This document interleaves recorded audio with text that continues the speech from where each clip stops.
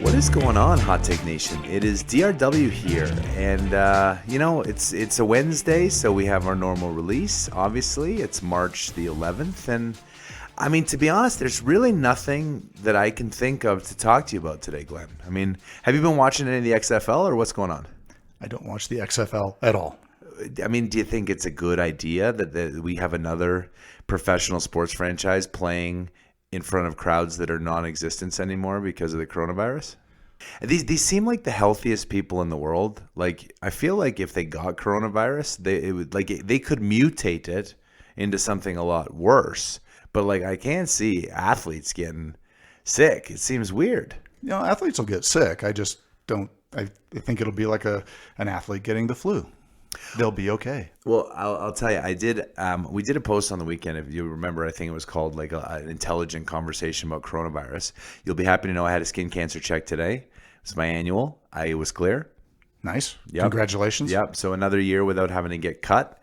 And for all those who are out there thinking about their skin, they should definitely get it. You've probably heard the melanoma story, so I won't tell it, but it was scary, and I suggest that people get it. But I want to tell you what my doctor said. So I said, how about this coronavirus? Does it seem as ridiculous to you as it does to me? What do you think she said? It's a hard... I would think that she would say, just take your precautions, wash your hands, and take care of yourself. So it turns out her husband is an infectious disease specialist, Nice. Which is a unique skill. And when we're talking about it, and we've posted on this before, but the real issue is, I think the stat is there's 15 ventilators per 100,000 people in the population.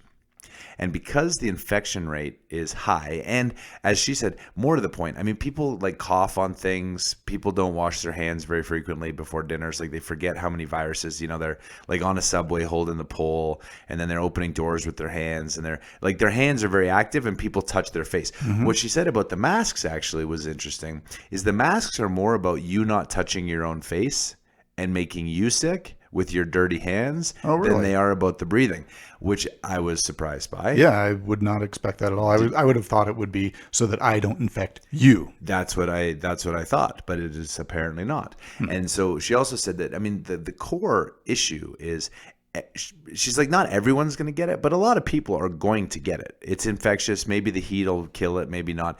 But the issue is, if everyone got it today, then we'd have a couple 100,000 people in the hospital, and there aren't enough ventilators. And so it would just overwhelm the healthcare system. And so the reason I tell the story is because that is such a different message than we get on the media, isn't it? Like, it's like, oh my God, you're going to get it and you're going to die. But like, it's just like, you're going to get it, you're going to be fine. And in the event that it gets serious, we want to make sure that there's bed space. That's the deal. That's interesting. Yeah, and you're right. In the media, I was watching CNBC this morning, and literally there was a gal doing a piece on coronavirus, and the guy's like, so why don't you just tell everybody what they need to be doing? And suddenly she's gone from just reporting a story to now providing the advice that everyone needs to follow, which was preceded by, I hate to say fear mongering, but it really was. It was like, gosh, guys, now she's the expert that I have to listen to. And if I don't listen to her, right, I'm responsible. Well, I mean, and I think that's it. That's part of the reason, right? Like, this feels like one-upmanship. It's like, well, your company, if we hold our company retreat and I get you sick, then it's my fault. So I'm going to cancel the retreat. And then someone else hears about that, and they're like, well, no, you know what I'm going to do? I'm going to cancel the retreat, and I'm going to have you work from home. And then someone else is like, oh, well, you know what I'm going to do? I'm going to cancel the retreat, have you work from home, and I'm going to have you sanitize your cell phone every 30 minutes just to make sure you're good. And then what's the deal with the whole toilet paper? Like, that, I don't even think that's the part of your body that's getting sick. Like, people are freaking out, and like, they're like, oh my God, there is a shortage of ways to clean our backside. I'm like, I don't know, have a shower, use a towel. I mean, there's so many options, but like, this seems to be the number one concern of Americans. Like, yeah, what's going on there? I don't know. I had this vision of my two dogs at home, and one's sniffing the other one's rear butt. Yeah, I was at Sam's Club over the weekend, and my wife she kind of casually asked, she's like, are you guys out of toilet paper? She's like, yeah. And this is down in Castle Rock, Colorado. And I was floored by that. I was like, really? You guys are out? And they're like, oh, yeah. Have you been hoarding? Are you concerned? No, I'm not a hoarder. You see, I mean, I'm even thinking, right, let's just say, because I do a lot of travel. I may ask you for a change for a 20, but. Yeah. Like, I mean, I do a lot of travel, so I'm on a lot of planes. So far, I feel good. We have found out that it's like 5 days is sort of now the statistical mean that it's going to manifest itself before you show symptoms, but you're still maybe infectious. But like, I fly a lot, and my view is like, let's say I got quarantined. Like, I believe I have enough friends. I mean, there's some people who generally don't like me or what I'm doing, and so I get that. But I think there are other people I could call and say, hey, I'm out of some toilet paper and I would like some soup. Do you think that you could go by the store and then like drop it off on my porch? And I promise I'll wait until you're 50 feet away before I open the door and bring that inside. Like, I don't really feel the need to hoard. And if honestly, if the entire city gets infected and our food supply goes to zero, like, I'm more worried about the food than I am about the toilet paper. Yeah, life cannot come to a grinding halt around this. It can't. So it was helpful. So I thought I'd share because there was nothing for us to talk about this whole episode. We're just going to ramble on about XFL and the coronavirus. So it is about slowing the spread. Everyone's going to be fine. And like the CDC said today, if you're over 60 and you have an immunosuppressant or a weak immune system, you should probably spend less time out until this calms down and passes, or we have a vaccine. And that's reasonable advice. It's good advice. Watching the news yesterday, one would have thought that all the market activity has its base origins in the coronavirus. Right. As to why the market tanked and crashed the way it did. Right. Would you agree with that? So that's a great segue. I mean, look, I was talking, I'm sure everyone did. This is an 11-year bull run that everyone has hated. And, you know, like Apple grew their revenue 2% in 2019 and their stock was up 80%. And yeah, interest rates are low, but I mean, there's generally been a hatred of this market and you know, people looking for an excuse to sell. Now, the reaction to coronavirus, again, if you talk of China, and if you're not following this website, we'll put it in the show notes. Worldometer.com has like a whole bunch of super cool stats, but they have a coronavirus page. And from what I could see, China's now, and everyone doesn't believe the numbers, but who cares? China's now down to 45 new cases, and they're basically back to work. And they were shut down in part because of the Chinese New Year. Okay. And so, but anyway, so people are looking for a reason to sell, and then they sell, and then there's panic, and then there's sell. And then all we hear about is how everyone's going to die, and then they sell. But and why yesterday? Why yesterday? What was the catalyst? Oh, yeah. I guess I was responding to your, like, why is the market fallen 11 out of 13 days? But how much did oil play on it yesterday? Well, let's talk about what happened last weekend. In case you were living under a rock, or chose to live under a rock, because honestly, if I could go live under a rock for the next couple of months, I think I would do it. I think there's some people who want you to. Yeah, that's probably true. That's probably true. So on Friday, and this wasn't a surprise to me. We've talked about how Russia has been trying to shut down fracking and how, you know, we've set the theory up that between 2013 and the Crimean invasion of the peninsula by Russia, the sanctions by the U.S., the retaliation by the U.S. to hurt Russia's economy, the response of OPEC, which I believe was more based on Russia's economy, given that $100 oil and the Russia being the number 2 producer in the world generates a ton of revenue. So the U.S., to help hurt the economy, asked OPEC, who's always been an ally, and Saudi Arabia in particular, to cut production. 2016, election interference. 2018, they support Bernie Sanders. And most recently, on February 20th, Rosneft, the Russian company, is run by one of Vladimir Putin's best friends, I'm told. Right. And what happened was they've been trading oil with Venezuela, and the U.S. has sanctions against Venezuela. And so as a retaliation to those trades, the U.S. implemented sanctions on Rosneft. And what I was told by sources, which are very well placed, and so let's just take this as fact, Russia went into the OPEC meeting early and basically said, we are going to not cut production because we are going to fuck U.S. shale. And I apologize for swearing, but I just don't know how else to say it. That's the way the quote was told to me. And so Friday, Russia says, we're not going to do anything. At the same time, go ahead, Glenn. No, nothing. I was, my understanding was that it literally caught Saudi Arabia completely flat-footed. They were coming in prepared with cuts. Yeah, they were going to cut 1.5 million barrels a day, which, again, we talk about global supply and demand. There's 100 million barrels a day of production. There was 100 million barrels a day of production of consumption. 3 million barrels a day is the current estimate of demand destruction in China as a result of the coronavirus. And now with Italy being shut down, parts of New York working from home, California working from home. And you got to remember, these are massive economies in the world. So oil consumption has dropped. It is possible, and again, this same source said 5 to 7 million barrels a day is the expected potential downward demand revision right now, given all the shutdowns. So let's say the world needs 94 million barrels. We're producing 100. Saudi was proposing 1.5 million barrels of cuts on top of their 1.7 already. Right. Russia was going to have to eat 500,000 of those. And Russia says, NFW, we're screwing U.S. shale because those motherfuckers have kept growing. Like from 2014 to 2020, the U.S. has grown 4.5 million barrels a day. At the exact same time, OPEC has cut 2 million barrels a day. So we have absorbed 100% of the growth and then some, and forced OPEC to cut production to support prices. That's why I say that OPEC has been subsidizing our current industry. And Russia, looking at U.S. production growth, sits there and says, no more. Why would we bear that burden? Bear the burden. And so I will say, you Glenn, you've known me for a long time, and you know that I'm an oil bull. And my entire investment thesis, the whole smog thesis, the whole everything was based on that the U.S. does not have unlimited inventory, that we were going to decline, and we'll talk about that in this episode, like we're going to decline. And I felt like Saudi needed to protect their Saudi Aramco IPO. Right. They need a $60 to $70 kind of price to support their social infrastructure, and that Russia had played along. For all that I talked about how Russia was trying to kill U.S. shale, I'm actually angry at myself that I didn't think that they would do what they did.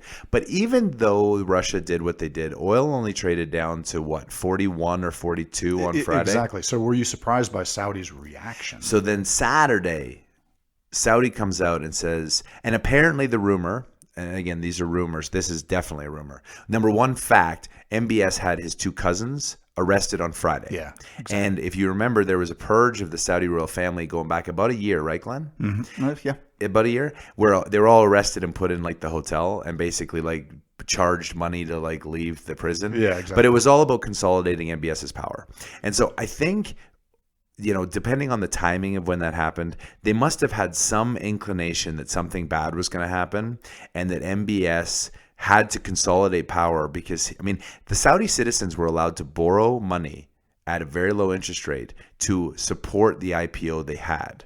And so all of their citizenry is leveraged, and they're reducing production, and now oil is $34. So their entire country and economy and social programs need higher oil. So it's possible MBS was making sure that the potential detractors were in prison before he then did what he did on Saturday, which the rumor is he called Putin to talk about, hey, you guys, you got to cut production. And Putin didn't take his call. And so if that's the case, MBS says, all right, it's on, and says, we're coming to market with all of our stuff. As of today, they can produce 12.5 million barrels a day. Right. And what I saw on CNBC today was they're going to increase by 2.4 million barrels a day. And the market, so from Saturday afternoon until Monday, the market opened. Oil went to 32. And every E&P traded down 50, 60. And Canna was down 75% on Monday. And fundamentally, we know this. Oil below $50 does not work in this country. No wells are economic. What are the chances that Saudi Arabia and Russia work things out in the next month? I got to think it's good. Really? I do, but I'm going to tell you why. Russia has a break-even cost of about $42 a barrel. Okay. And we know that Saudi was willing to cut. We also know, here's the reality. If global demand for crude is down to 94 million barrels a day, there's physically nowhere to put the increased production. So it's a neat threat to say, hey, as of April 1st, all bets are off. But like literally supply demand for oil is pretty inelastic. Like if you go back to 2014, until oil was above $120 a barrel, you really didn't see demand destruction. And like what, oil at 30 is going to make people drive more? I mean, if people are locked in their houses, they're just not allowed to drive. So like, and Trump tweeting, oh, this is good for consumers. I mean, cool, it's going to drop your cost, but it's not going to add to demand. No. And so there's literally nowhere to put the barrels. Nowhere. Therefore, I think it's posturing, but I think it's the change in the world that happened on Saturday is that Russia was willing to go to war with the United States to end shale growth. And after reading like EOG come out in their quarter, hey, we're going to grow 12%. And reading Pioneer, hey, we're going to grow 10%. Reading Exxon, yeah, no problem. I mean, we were having demand destruction of 5 million barrels a day, and U.S. companies were continuing to come out. And I hammered on them. Like United Airlines cutting demand, Nike, every company's coming out saying we're slowing shit down.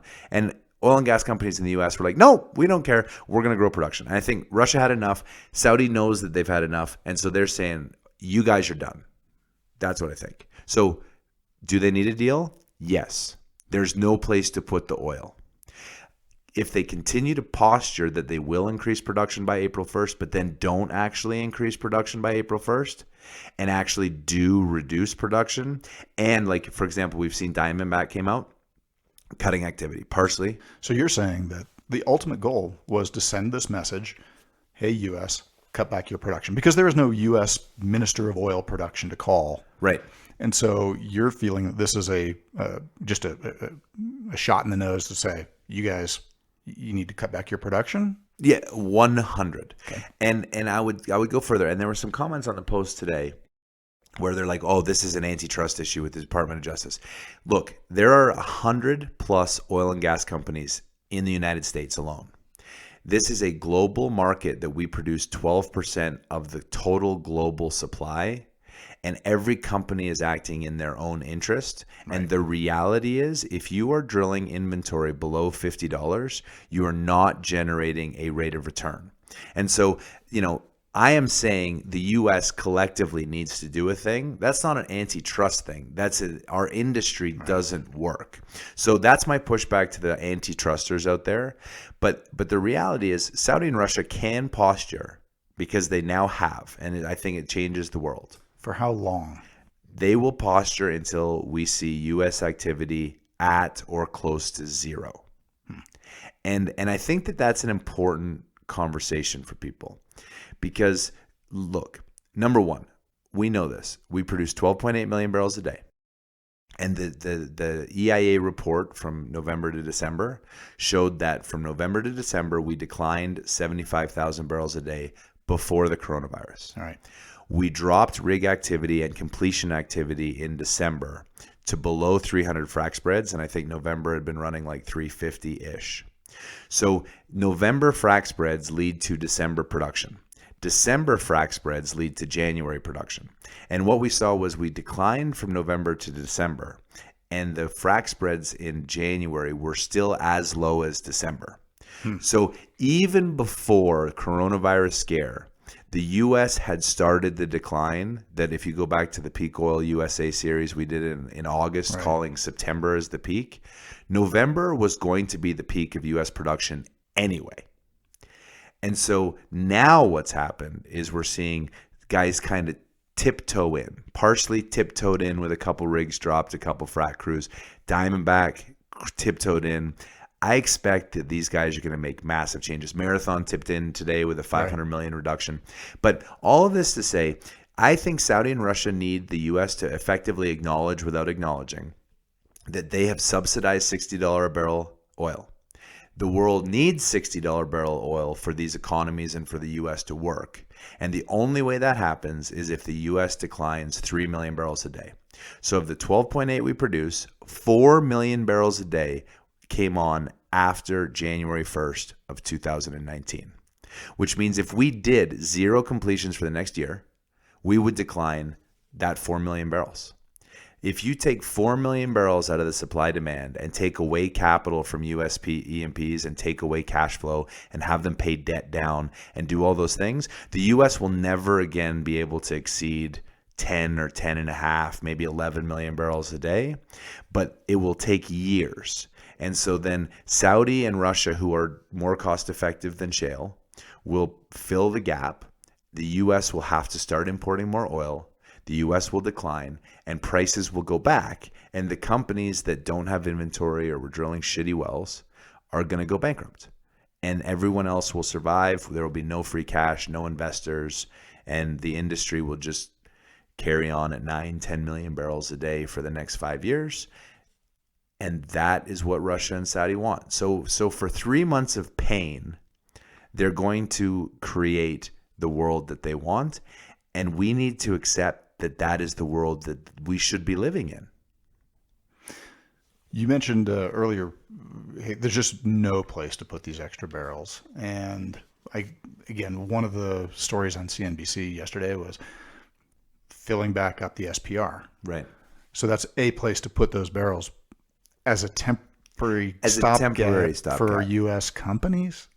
I mean, potentially. I think, again, for the good of the United States energy policy, if you have the availability to buy barrels at $33 a barrel and you have to produce them at 50 to 60 to make money, like just as a trade-off, that's a good economic. And that brings us a little bit, Glenn, to like the concept of where does this oil get stored? The most efficient place to store the extra oil is in the wellbore. Right. And so let's talk about the concept of production shut-ins, because I don't think that this is totally understood. If we assume that the world only needs 94 million barrels a day of supply, because that's what demand is, yep, and let's say there's nowhere to store it, that means that somehow 6 million barrels a day needs to stop producing, and the price will drop 20, 10, 5, 1, 0. The price will drop until producers change their behavior, whatever that number is. Because the U.S. is arguably the marginal barrel, in the short term, the best thing the U.S. can do is to start shutting in stripper wells and marginal wells and high workover wells and high cost wells and ESPs, because by dropping the production, then the supply demand will come into balance and at least prices will stabilize at the marginal barrel, which Russia's marginal cost is 42. So we should even float up to 42 just by preserving your barrels in the ground. Because what good is it for a company to sell a barrel at 25 if any rational supply demand economics means it'll be worth 60 in a year? The rate of return on a $25 to $60 barrel is like 250%. But aren't you banking on everybody playing that game? All U.S. producers. I mean, yes, that is the bet, but that's a short-term solution because honestly, again, whoever plays the game, Canada's going to be part of this. We need to drop 4 to 6 million barrels a day of crude production, and the price, like when people say it could go below 33, I agree. It could go to 10. It will go to the price that producers have to shut in. And so if we know it's going to get there, then companies should be thinking about which wells they would shut in. And if I'm running Exxon right now, all my high cost barrels, all my stripper wells, I am, after a well's cleaned up post frac and we've reached IP, I'm probably shutting that well in because it has enough pressure for it to be able to come back on no problem. It's a huge volume. I'm probably flaring those volumes. And so shut that in, bring supply down, prices then stabilize. And then the second thing that we do is we stop completions for at least 3 months, if not 6. And we let natural declines take 1 or 2 million barrels a day out. And then we start picking it up at the back end of the year. That to me is just a natural economic response by every company if they're truly understanding the dire situation we're in. Do you think people understand how dire this is? Like this is war, and this is different. This is not the downturn of the 80s. This isn't the downturn of 2000, 2006, 2014. I truly believe that this is different. Sure. I mean, in 2014, right? At least the U.S. capital markets were there to backstop. Right, and we didn't have keep it in the ground. Like one of the things that when I talked to this source said the biggest difference now is that most American money managers who are touting this ESG, regardless of whether it's valuation or not, when you say, "Oh no, our U.S. industry could go bankrupt," they say, "Good." So I believe for the sanctity of our country, we need energy. We need wind and solar. We talked about this with Jigger Shaw. Yep. We need all of the things. And oil was going to decline anyway. Now it's just going to decline much, much faster, which means we're going to start importing more oil. And the side benefit, the most humorous side benefit of this, every speech I've given for the last 3 months, I always say oil should be 60 because that's the marginal cost. But if you're a natural gas player, you're fucked. Yeah. And everyone gets a laugh and ha, ha, ha, ha, ha. So the irony is by the Saudis flooding the market and forcing the U.S. to shut in and to reduce Permian and Bakken and Eagle Ford, if you drop 3 to 4 million barrels a day, the GOR of these wells is 4 to 5,000, right. Which means 3 to 4 is like, call it 12 to 15 BCF a day comes out of a 110 BCF a day market. The gas market all of a sudden becomes undersupplied, which means gas prices go up, which means all of the Appalachia players that were struggling with $1.70 gas that I was talking about, all of them now have better gas prices because the Saudis and the Russians screwed the Permian oil producer. I think that the irony of that is just incredible. So now if you're an oil player, you're screwed. And if you're natural gas, you're actually looking pretty good as of today.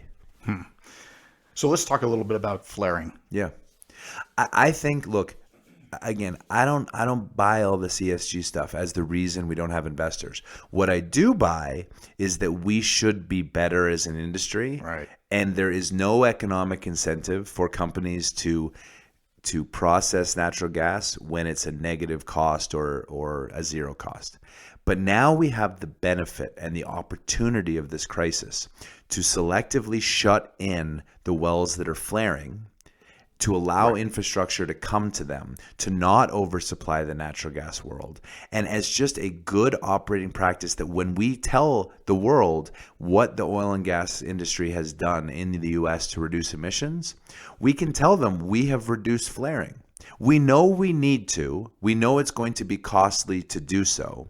But this is like now with prices effectively destroyed and with us needing to shut in and rebalance, this is the crisis that should allow regulators to come out and regulate it and say we're not going to allow it, but companies should support that because we need to rebalance the world anyway. It's in their benefit, in their interest.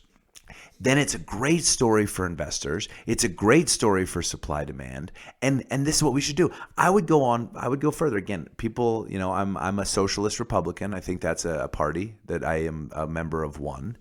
But like we talk about, if we truly want to reduce demand or raise taxes, gasoline taxes are always so negative because they impact the consumer, so they never go through. But when oil is $30 and the consumer, like, does $1.50 or $1.80 gas make a difference?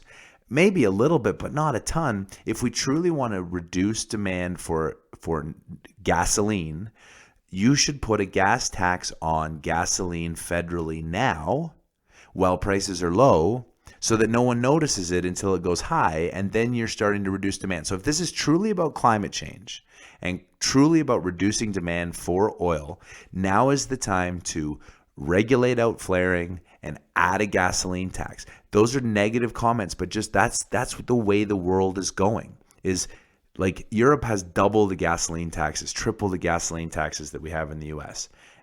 It's not a bad way to raise revenue. But if you're in California, do you really want more tax on that? I mean, no, but if you're in California, everyone apparently doesn't want to use oil.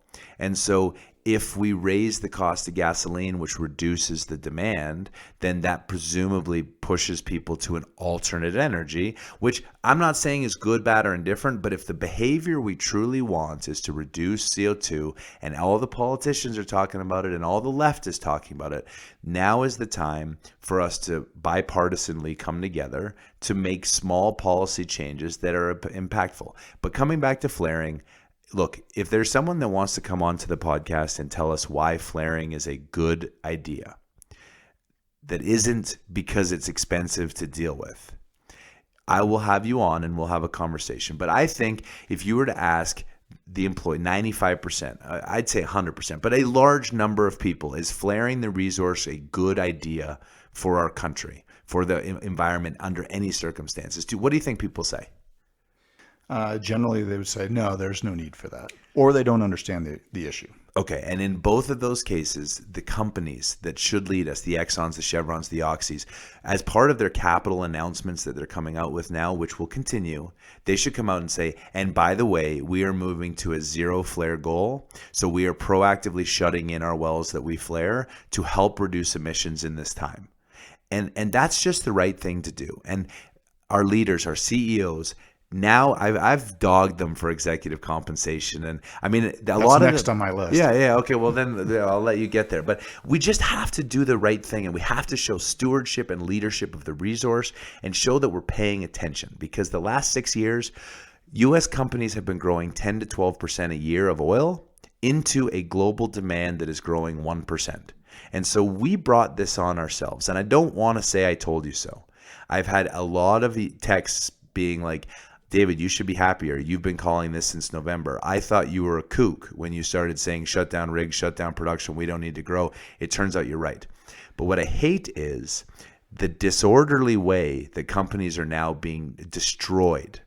75% of shareholder value, which is employees. They're not going to have money to pay severance. They're not going to have money to pay severance in a merger. They're going to just have to cut staff and give people 2 weeks. And their savings that they had in their options and their programs are all gone because the leaders were not paying attention. Now is the time.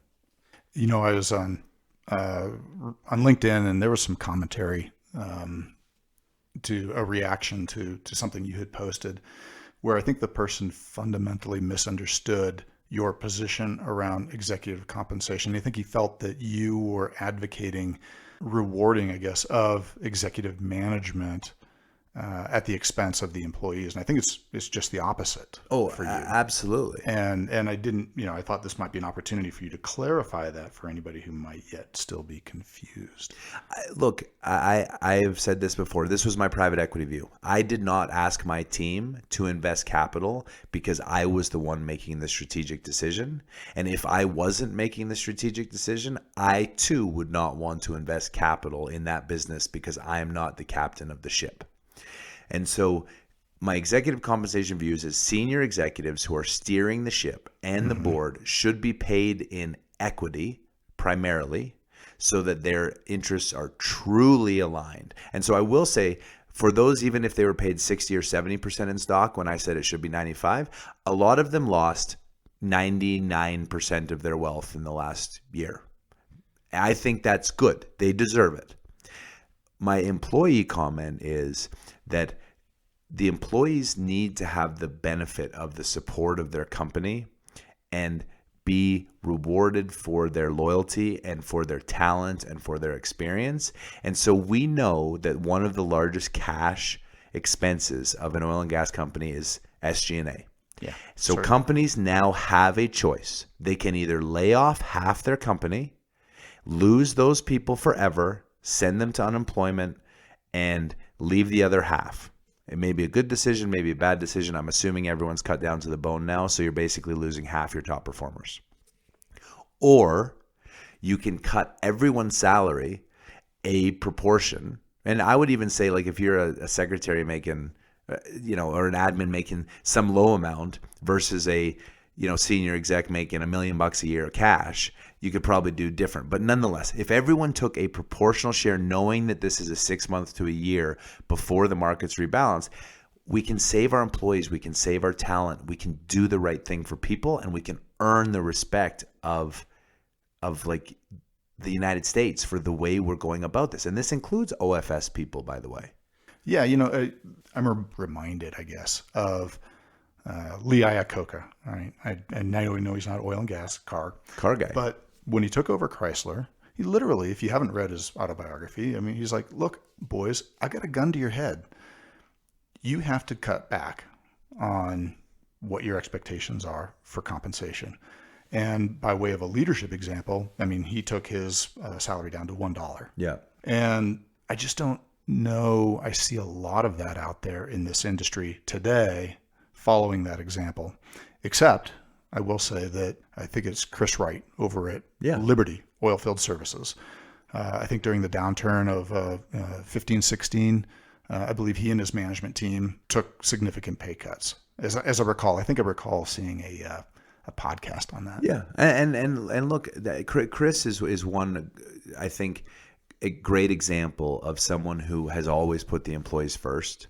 And at the end of the day, the way you cultivate, I mean, don't put the employees first. Like if it's a bad performer, do something. But like he is committed. And so I know a lot of oilfield service people out in Midland and Williston and, Oklahoma City and just people around and, Colorado, Weld County are saying, oh my God, this guy, how can you say cut capital to zero? What about my job? Right. Well, the reality is at $32, the entire industry and most employment goes away. If we do the right thing, we can restore the balance sheets and restore the pricing to allow us to keep people employed. And if we do it humanely, which is maybe you have to take half, but I'm telling you, as someone who was laid off and went from an income and then that day unplanned, no income, no healthcare at midnight, that is a shock and it is so painful to your family. And we can do better at this point in the cycle. Yeah, I think that's where people perhaps misunderstand your perspective. And for everything I've heard from you is along the lines of jobs do matter. And this industry does matter. Absolutely. And we want to see it keep going. But if you're on the course and you stay the course that you're currently on, nobody wins. Nobody wins. And so look, I mean, I was wrong. And I fully admit it. I was fully positioned for $60 oil this year. My smog, my bets, my share ownership, I believed that 95% of companies were overvalued.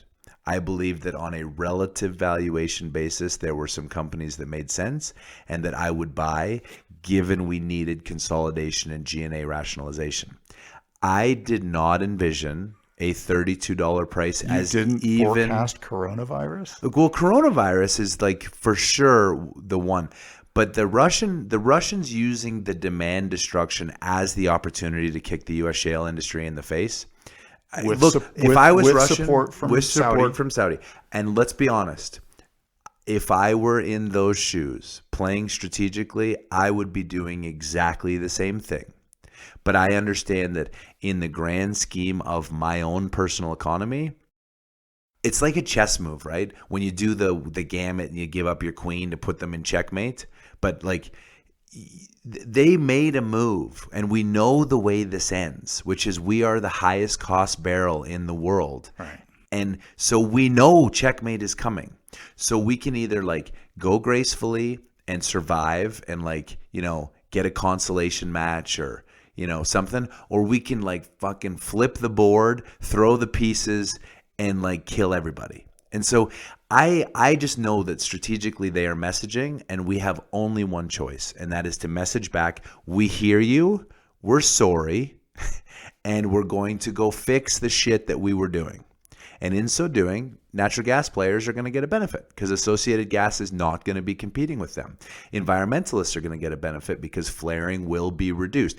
And if we decline barrels, emissions, and all of that is going to go away. And people forget, and I've been saying this for my entire posting schedule, the U.S. is going to decline, and every day from November forward, we will have to import more oil every single day, which is why the climate change conversation is going to switch from oil is bad to oil is part of the transition plan because we don't have domestic oil anymore. You're a bit of a Cassandra, David. I don't know what that is. So sort of if I remember the Greek mythology a little bit, and I'm winging it here, wasn't Cassandra destined to tell the truth, yet be killed? Never believed. Oh, yeah. Yeah.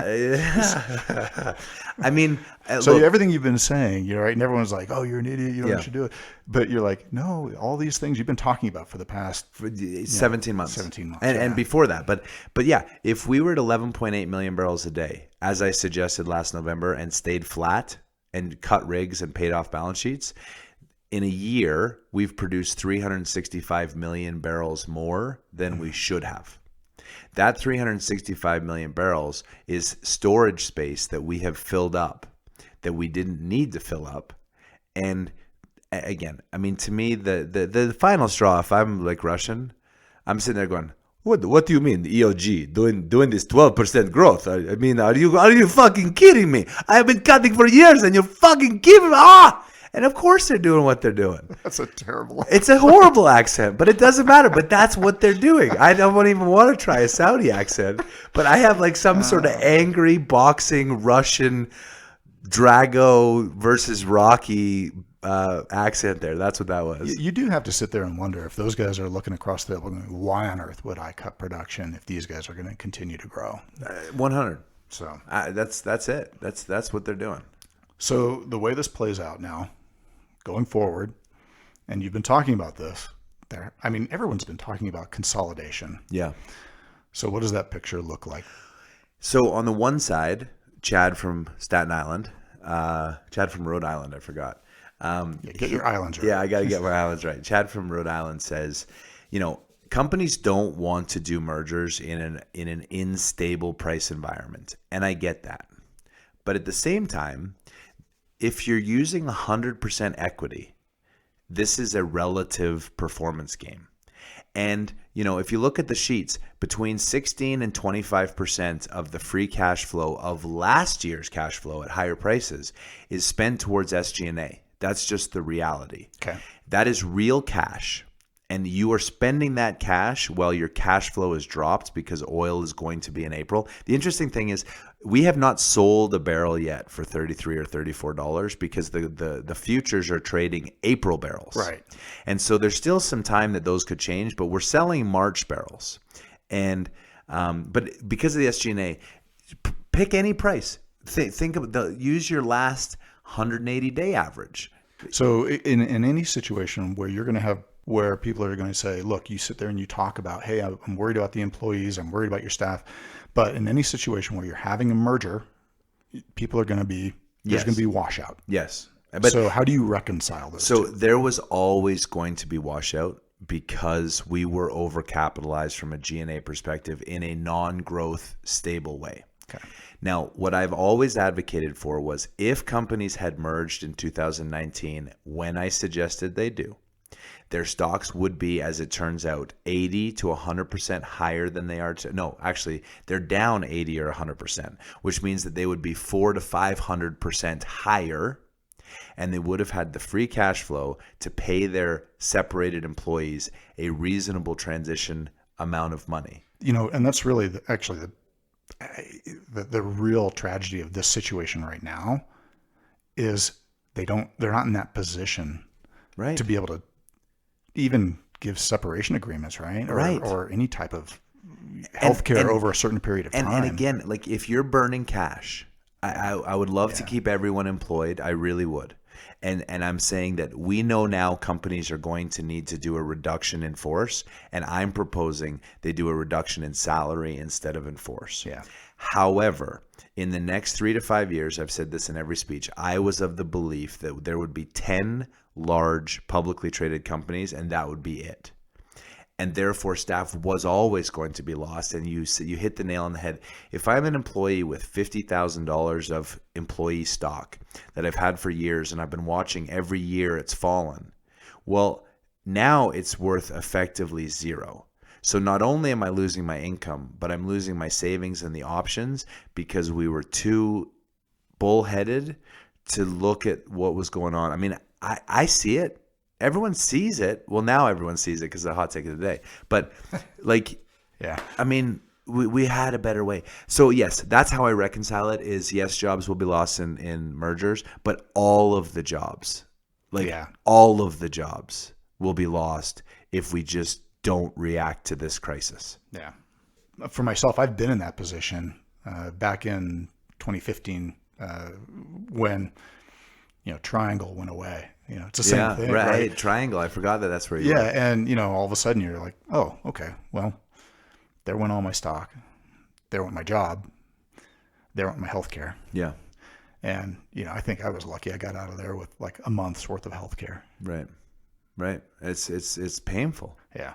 And again, so we can lament what we didn't do, and we can lament the choices we made, but we are where we are. And so I propose 4 very simple steps for us to be able to move forward as a country and as companies and as an industry that is absolutely essential to the lifeblood of the economy, both here and in the world. Number 1, we need to regulate flaring because it's the right thing to do. And by regulating flaring, it will shut in the wells that we need to shut in anyway to balance supply demand until the coronavirus scare has passed. I don't believe the coronavirus should be shutting down the world like it is, but it is. Therefore, demand is down and someone needs to shut it in. Canada and the US are the best places, and the US flaring. That's number 1. Number 2, I propose to save cash and to preserve as much runway as possible so that you don't go into Chapter 11 earlier than you need to.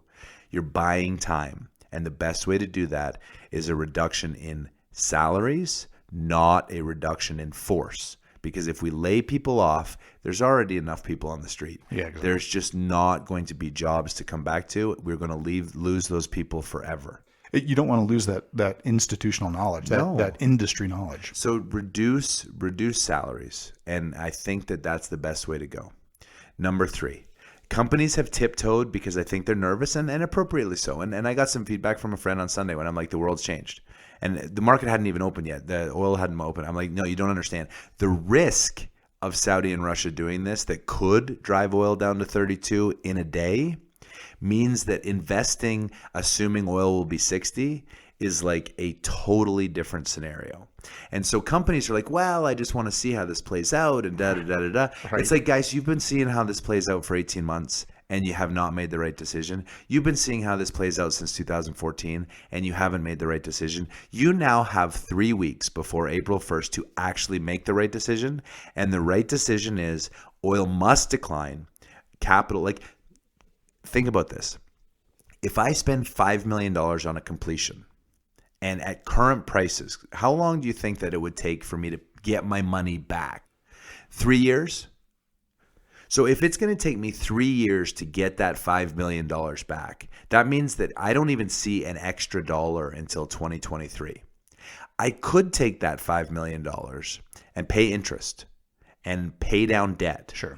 And buy myself time. And yes, I'm going to lose borrowing base capacity and I'm going to lose a whole bunch of shit. But like, that's just the state of your balance sheet anyway. So why are we taking $5 million perfectly good dollars to deplete inventory that only works at 60 to sell it at 30 so that we have some sort of cash flow debt to EBITDA metric that makes the banks happy? It's just not good business. And we're now at the point where we just can't do that. So to me, capital needs to go as close to zero as possible.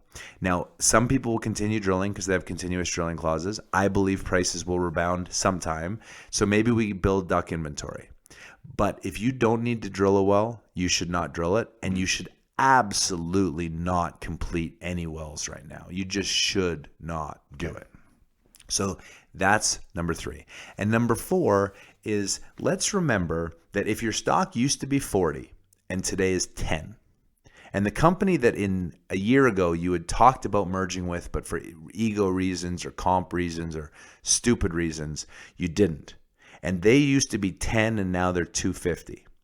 You're still going to give them the exact same number of shares as you would have in the 40 and 10 world, because it is a relative value trade.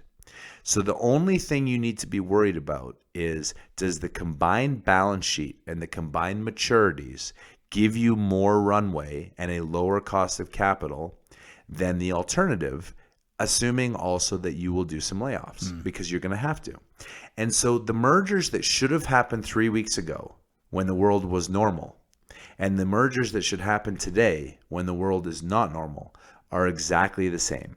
And the longer we continue to run as 100 companies with hundreds of millions of dollars, billions of dollars of G&A we don't need, we're just crushing our industry. And so those are the 4 steps that we need. And they're no different than they've been, but the crisis means we have 3 weeks to make these choices. My sincerest hope is that every morning I wake up to the RBC page and every day at the end of close I open it. I hope that boards took my advice over the weekend and got together. And I hope they've run all their models, but I hope they've thrown their fucking models away because they don't work. And I hope they said, what is the best thing for our business? We got to shut down all discretionary spending immediately. We got to hunker down and we got to start figuring out ways to merge and reduce cost. And those announcements should be coming out today, tomorrow, Thursday, Friday. And if we make enough of them and we go deep enough, the Saudis and the Russians will play this out till April 1st. They might not make an announcement, but I bet they don't increase production. Right. I bet they actually decrease production because there isn't production capacity in the world, but they won't say it. And then we'll decline. We'll get some more data. We'll see where demand is. We'll see where China is. We'll see where U.S. production comes in. Well, so on Saudi, though, they've already discounted the price, right? They lowered the price for April, yes. Yeah. Okay, so that's done. It is done. But so I got to tell you, Glenn, I will tell you, I misunderstood the dynamics of that announcement because the original announcement was the Saudis have set the price. Right. That means that they're going to overproduce. But to me, oil has come down because the Russians didn't cut from, let's call it 50, 48, 47 to 41. And the number I saw was they lowered prices by $6 a barrel. Right. Well, the market said you should lower prices $6 a barrel. So to me, like them setting a price that they sell barrels to is less related to production. When they said they're going to raise production, what that implies is that you're going to put the world more out of supply-demand balance. Right. Yeah. It'll be interesting to see what happens in a few weeks, certainly, and how U.S. companies respond to that. My fear is that U.S. companies have been seemingly dragging their feet. Oh, deer in the headlights. This sort of wait-and-see attitude. We'll just see how this works out. 3 weeks goes by, and if you're Saudi and Russia, then what do you do? And you're not seeing any movement other than the Diamondbacks of the world. Right. But I think, man, Diamondback is a leader, and I was pleased that they were one of the first out, as was Parsley. And I believe that they're going to do more. And it's going to be this like incremental baby step. Well, if you do a little, I'll do a little. You do a little, I'll do a little. But looking at each other. The 4 that matter, EOG, Pioneer, Exxon, Chevron, all of these people need to come out. And you and I talked about this. Let's talk Oxy for a second. Did you see? I was shocked. Oxy market cap is now $11 billion. Yeah. And I mean, and again, That's people amazing. are going to be like, this is an example of why you're an idiot. You like Oxy. Okay, I got to remind people, Oxy did the deal at $65 a barrel. Oxy had puts in place on their hedges that they put in place in January when the remember when the world was incredible, January 2nd? Dude, you can't worry. Everyone's got 20/20 hindsight. Everyone has 20/20 hindsight. Yeah. But they put in a product that if oil dropped below 40, they lost the benefit of the hedges, which is hilarious because nobody saw this. People might have been short oil and people might have been short shale. Nobody saw what the Saudis did to respond to the Russians who were responding to the sanctions, who were responding to a demand destruction of a coronavirus we didn't know about 75 days ago. Exactly. And so people are like, oh, this is Vicky's job and et cetera. You know what? Maybe it is. But you know what? I believe that her board is going to support her. And the first thing they need to do is they need to cut the dividend to zero. I think Exxon and Chevron need to cut their dividend to zero. Like, this is not a dividend play. We are not a dividend industry. We need to pay down our debt. We need to be basically a 100% equity, unlevered play. But people haven't wanted that because that doesn't look good on the balance sheet. Yeah. But cut the dividend, pay down your debt, cut your activity, pay down your debt, decline production grows, and then things will be okay. But yeah, Oxy's live to response, fight another day. Oh my God, Oxy's response. I mean, I was, as you know, I was in Houston last week presenting to Oxy and to Vicky, and I still, my call on oil was wrong.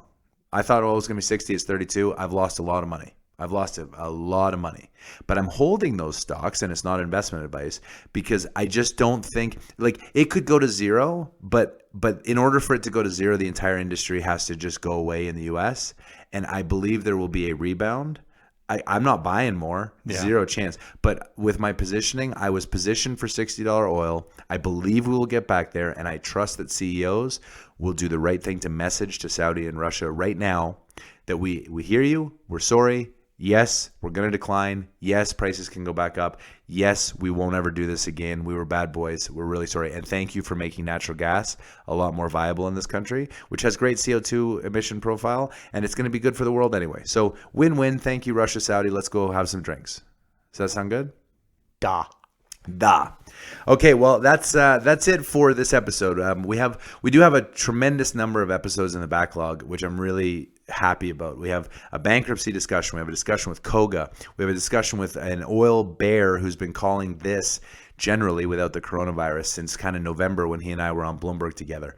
We have a whole bunch of great shows that are going to come out in the next couple of weeks, but we felt like this was such an important weekend, and that, you know, a little bit more discussion than maybe some of the posts and some of the readings, to try and give people a little bit more insight into specifically what's going on. We are at a crisis in our industry. This is not a crisis of balance sheets. This is a crisis of commodity prices and of balance sheets and of jobs and of livelihoods.